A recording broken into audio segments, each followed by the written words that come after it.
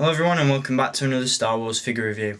Continuing on with the Clone Wars Deluxe figure and vehicle packs, I'm going to give you a look at a personal favourite of mine. Although I still have some minor gripes with it, it's still not perfect. It's a nice design, it's a nice concept, but I think Hasbro could have just done so much better with this one. And it's the Plo Koon with Speeder Bike Deluxe set. I'll get on to my thoughts on this figure and vehicle set in just a moment, but as always we're going to take a look at the packaging that this one comes in first. Basically the same design that you had with the Anakin and the Naboo Starskiff. Obviously the packaging diorama has changed in this one. It appears to be some sort of desert planet. It doesn't quite look like Tatooine. I can't really place what planet that is, but it's definitely one of the desert planets. Maybe it's just made up for this scene, I don't know, but you know, you get the drift.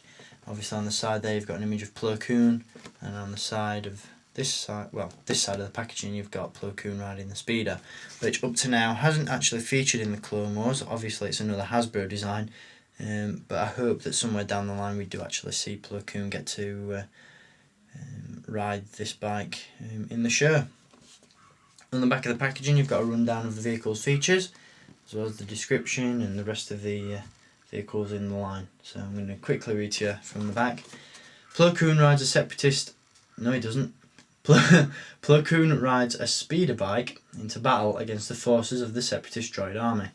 This stern and imposing Jedi sits on the High Council and comes from a long line of Jedi who have all been strong in the Force. His customised speeder has additional weapons to create a swift, maneuverable and heavily armed vehicle for intense combat situations. So there we go, that's the packaging. Again, you've got the battle game card and display stand included with this one, and the die of course. Once I've reviewed all these I'll probably just end up giving these away in a contest or something if anyone wants them. I really don't have any interest in playing the Galactic Battle game. It doesn't really appeal to me at all. So if anyone wants them, I'll probably get rid of them in a contest or something for those of you that do play the game. Anyway, on to the figure and vehicle. I'll give you a look at the figure first. Now at first glance this guy just looks like a standard repack of the original Plo Koon figure that we've seen released both in the Clone Wars Basic line and also in the Ambush at Abrigado Battle Pack back in 2009. This time around, Plo Koon uses the same upper body sculpt as that figure, but with a soft goods tunic and a completely new lower section. So he's got swivel hips, ball hinged knees and ankles in his lower body, and he retains the ball jointed head, shoulders, elbows and swivel wrists in his upper body. He doesn't come with as many lightsabers as the basic card would release. He's just got the one, rather than the lightsaber gauntlet and the shoto. He also has the removable hood that the old figure had. A very nice face sculpt underneath. The only thing that I think could have made this figure a lot better is ball hinged hips, because he doesn't really ride the bike very well. To get him to actually sit on it you've got to put him in a really awkward stance, and it looks like he's about to get off the bike as opposed to actually riding it. So that could have been tweaked a little bit to make this figure absolutely perfect. But again, for all intensive purposes he's pretty much flawless. Now the bike on the other hand is a different story. I'll give you a basic rundown of the look. As you can see, the colour scheme reflects that of Plo Koon's Jedi Starfighter, with the blue and white flashes of colour all across it. Basically what this vehicle is just a modified version of the Saga 2004 / Clone Wars 2004 speeder bike that came with a clone trooper.